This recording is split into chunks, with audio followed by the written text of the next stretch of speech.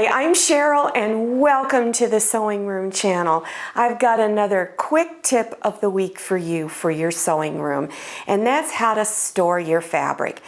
At one time, I had all my fabric folded in a variety of ways, stacked on top of each other, and when I went to get a piece out, I pulled it out and the whole fabric stack would collapse. I'd have to go back, fold it all again, and stack it up. So I've got a really easy storage solution for you. So let's take a look. This is the sheet of cardboard that is 8.5 by 11. They're just thin pieces of cardboard. I purchased them off of Amazon, and this is a great way to store your fabric. I also have these little hair clips that I got off of Amazon. So I'm going to show you how to wrap your fabric and use these little clips. When you buy fabric, it's folded in half with the selvage edges together.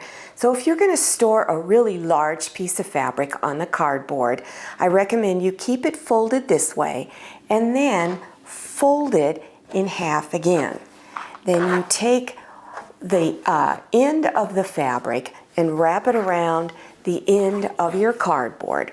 So it's looking like this, and you just continue to roll it onto it. What I like about doing this method is when I want to cut a piece off, I roll it out to where I think I need it, cut my piece of fabric off, roll it back up, and then I take these little clips here and I just wrap that one end around there, take the clips, and it holds it together. And then I stack it on my shelf. Now in a moment I'm going to show you another storage solution that you can easily put together in your sewing room. Now you might be like me, you might hoard fat quarters like I do. I'm a real sucker for them, but trying to store them was beginning to become a problem for me.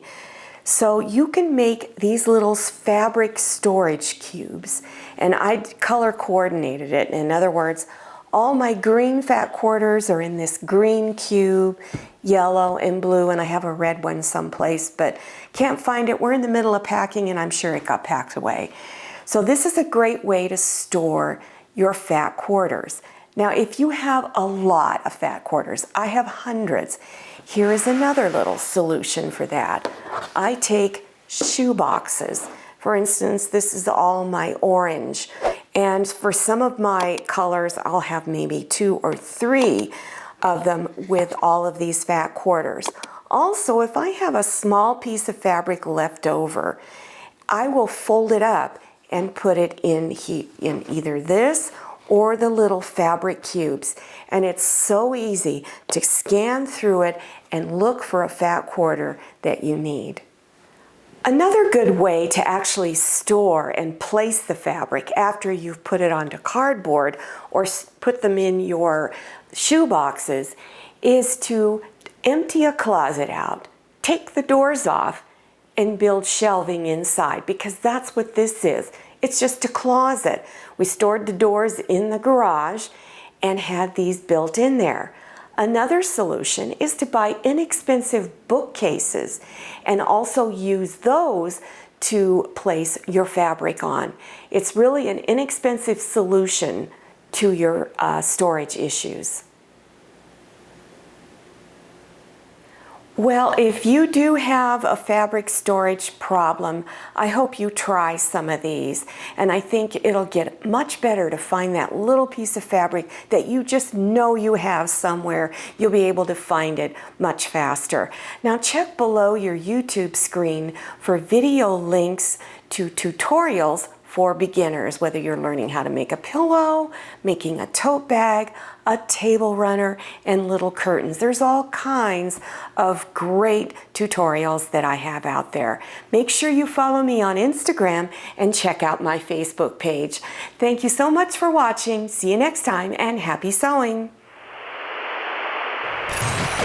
I hope you enjoyed this video. If you did, please click on the thumbs up button. And don't forget to click on share to share this video with your friends. If you haven't subscribed yet, click on that red subscribe button down there in the lower right-hand corner of your screen.